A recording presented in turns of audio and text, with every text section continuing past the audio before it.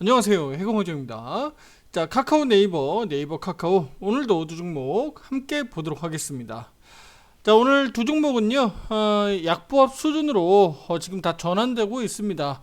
물론 우리 네이버 입장에서는 아직은 전일 대비해서 소폭 오르는 강보합 수준에 있고요. 카카오 같은 경우는 지금 1%대 수준까지도 낙폭을 좀 더 키워가고 있습니다. 다소 좀 아쉽죠. 두 종목 오늘 오전장 초반 갭상승 출발했고요. 카카오도 역시나 한때 37,350원을 좀 돌파하면서 우리 카카오 기대했었던 거 있잖아요. 월간 차트에서 양봉 전환. 그쵸? 월간 차트에서 양봉 전환 기대했었던 우리 카카오가 양봉 전환 하기도 했었죠. 37,350원 오늘 일시적으로 돌파하기도 했었습니다. 아쉽게도 이 흐름들이 오늘 국내 증시가 상승이 아니라 낙폭을 키워가면서 아래로 언더로 내려가면서 약세를 보이고 있기 때문에 그 힘이 좀 부족하다. 지금 오늘 시장 마이너스 1.57% 약세, 코스닥 시장은 마이너스 1.13% 약세입니다. 그러니까 이런 그림들이 나타나다 보니까 우리 네이버 카카오도 다소 좀 힘에 좀 부추긴다라고 좀 볼 수가 있겠습니다. 자, 이렇게 어려운 흐름들이 나타나고 있는데요. 우리 국내 증시 시가총액 상위 주식들을 보시다시피 우리 삼성전자, SK하이닉스 필두로 해서요 반도체 주식들이 하락을 좀 이끌고 있고요. 자동차 완성차인 우리 현대차, 기아차도 역시나 3%대로 약세를 보이고 있습니다. 자, 이렇게 시장이 안 좋다 보니까 이렇게 카카오 네이버도 약세를 보이면서 상승폭을 다 반납하고 있다라고 보시면 될 것 같아요. 자, 이런 부분들 뭐 우려했었던 부분들이고요. 뭐 예상할 수 있는 정도 수준이었잖아요. 카카오 네이버가 그럼에도 불구하고 워낙 많이 빠졌었기 때문에 이달만큼은 조금 더 올라서 양봉 마감하기를 좀 기대했었는데 쉽지가 않네요. 만만치 않습니다. 자, 네이버마저도 지금 양봉 전환을 해 있는 상태인데, 자, 보시다시피 월간 시가가요 16만 9,100원이에요. 그러니까 16만 9,100원 아래로 내려오면 네이버도 역시나 음봉 전환할 수 있는데 17만 원을 잘 지지하면서 뭐 네이버라도 좀 잘 버텨줘야 되겠죠. 두 종목은요 어쨌든 같은 업종이기 때문에 누가 먼저 치고 나가고 뭐 뒤에 따르고 그게 중요하지 않습니다. 일단은 같이 동반 하락해서 크게 하락하지 않으면서 잘 버텨주고 자리를 지켜주면 결국은 지금 반도체 쪽이나 2차전지 쪽이 어쨌든 시장을 좀 이끌고 내려가고 있기 때문에 우리 네이버 카카오 입장에서는 방어주 개념으로 또 지수를 버틸 수 있거든요. 그래서 그 부분들을 우리가 기대해야 되겠다라고 좀 볼 수가 있습니다. 자, 오늘은요. 우리 뭐 카카오든 네이버든 양쪽에서 이제 오늘 나온 이슈들 내용들 좀 간단하게 설명드릴 건데요. 거기에서 우리 카카오가 엔비디아와의 어떤 이런 파트너십, 그러니까 이 부분은 앞에서 우리 그 AI 글로벌 시장에서 AI 연합에 우리 카카오가 동참한 사실은 아마 앞에 기사들에서 다들 보셨을 거예요. 근데 이제 그 참여한 부분들 내용을 토대로 해서 엔비디아와의 어떤 이런 파트너십들이 반드시 이게 득일지 또는 때에 따라서는 실이 될지를 우리가 잘 판단하셔야 됩니다. 오늘 그 부분에 있어서 좀 주목해서 말씀드릴 텐데 중국과 함께 같이 보도록 할 거예요. 자, 네이버 먼저 볼게요. 네이버 오늘 일단은 갭상승 출발하면서 고가 4%까지 올랐었던 내용들이 있죠. 오늘 이렇게 장 초반에 강했었던 이유는요. 일본 AU 홀딩스로부터 배당 받은 부분들 그 재원을 통해서 자사주를 취득하고요. 나중에 소각하겠다라는 내용들을 우리 주주환원 정책을 이제 밝혔다고 봐야 되겠죠. 이 부분들을 통해서 주가가 일시적으로 좀 강세를 보였다. 그렇게 좀 볼 수가 있습니다. 뭐 하지만 이 부분들이 뭐 지수 하락의 반대로 크게 급등할 수 있는 뭐 그런 어떤 특별한 아주 큰 뭐 호재가 될 수 있는 상황들은 아니기 때문에 이 부분들은 네이버의 일시적으로 오늘 장 초반에 상승 정도 수준에서 뭐 그쳤다라고 좀 볼 수가 있습니다. 자, 이 부분도 역시는 나중에는요, 나중에는 결국은 우리 라인 야후에 대한 지분 매각 부분들이 나중에 다시 불거질 거기 때문에 그 부분들이 나중에 어떻게 나오느냐에 따라서 가장 중요한 건 A홀딩스로부터 받는 이런 배당 부분들도 역시나 우리 네이버에 상당히 중요한 지대한 영향을 미치죠. 이 부분들이 나중에 매각한 그 부분만큼 배당이 줄어들지 않겠습니까? 그렇죠?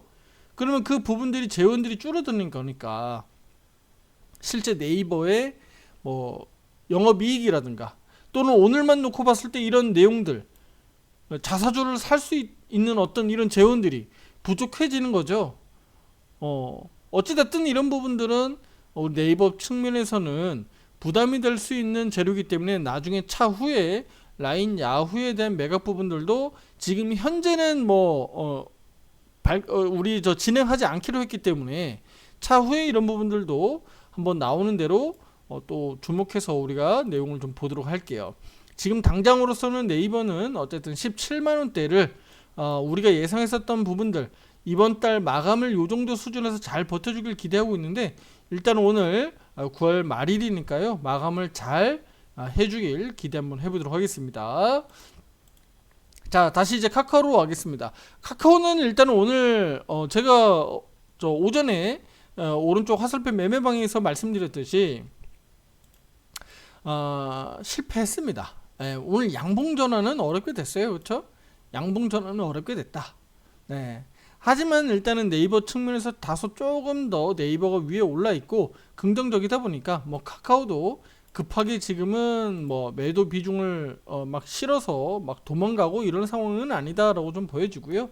그리고 오늘 내용들 보면 가장 좋은 것은요, 긍정적으로 볼 수 있는 것은 바로 지금 인공지능 AI 개발하고 있는 그 업무를 지금 하고 있는 그 파트가 지금 카나나라고 하죠. 자, 이거 새로 어쨌든 우리 카카오 본사에서 주요 업무 담당자들을 끌어 모아가지고 지금 본사에서 이걸 개발을 하고 있잖아요. 자, 그런데 이 부분들을 개발자 컨퍼런스를 개최하면서 일부 전시 공개를 한다는 얘기거든요. 10월 22일부터 24일까지니까 일정은 딱 나왔습니다. 일정은 나왔고요.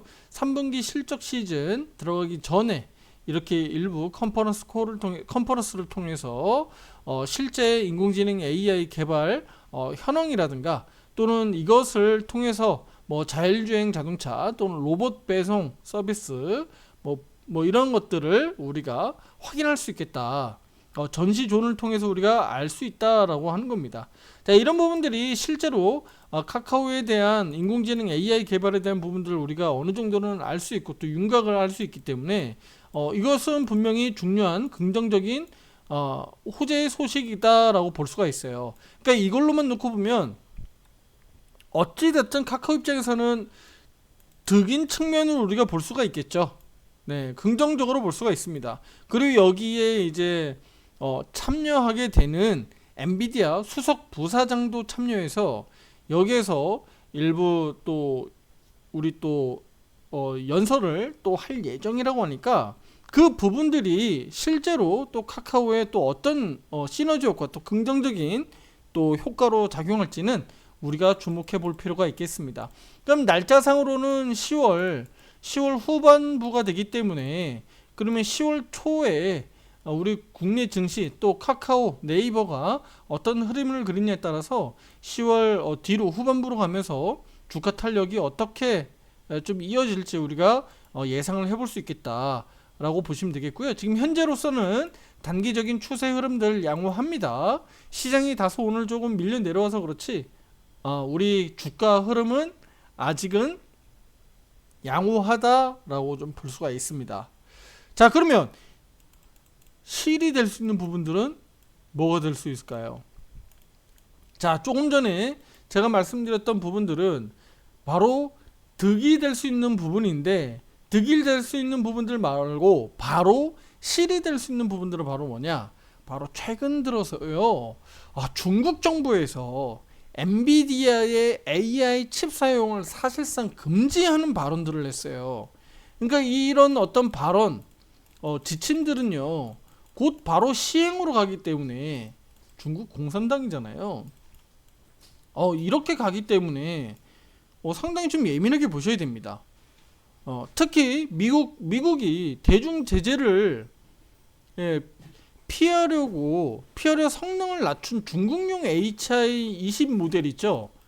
네, 요거 칩조차도 구매하지 말라는 압력을 가했습니다. 그러니까 이 부분들은 이런 조치들은 자국의 AI 칩 제조회사 있죠? 화웨이, 예, 캄브리콘 등에 대한 의존도를 좀 높이면서 자국의 경쟁력을 좀 높이기 위함이라고 봐야 되겠죠. 그러니까 이 과정에서요, 반도체 자립도를 좀 높이고 또 자금률을 70%까지 끌어올리겠다라고 하는 중국의 어쨌든 큰 목표들이 좀 있지 않았느냐라고 좀 보고 있습니다. 그래서 중국의 움직임이 엔비디아와 같은 어떤 이런 그 미국 기술에 대한 의존도를 좀 줄이고 자국 반도체에 대한 어쨌든 이런 독립성을 좀 강화하는 형태라고 좀 볼 수가 있어요. 그래서 중국의 반도체 산업이 이렇게 좀 확대되고 커지고 이렇게 규모적으로 볼륨이 좀 커지는 양상에서 우리 한국에서 인공지능 AI 관련된 기업들도 역시나 영향을 받을 수 있다라고 봐야 되겠죠. 왜냐면 경쟁 대상 관련된, 물론 카카오나 네이버가 반도체를 생산하지 않습니다만 인공지능 AI와 관련되는 다양한 서비스 산업과 관련돼서 기술 개발을 하고 있기 때문에 영향을 미칠 수밖에 없다고 보는 거예요.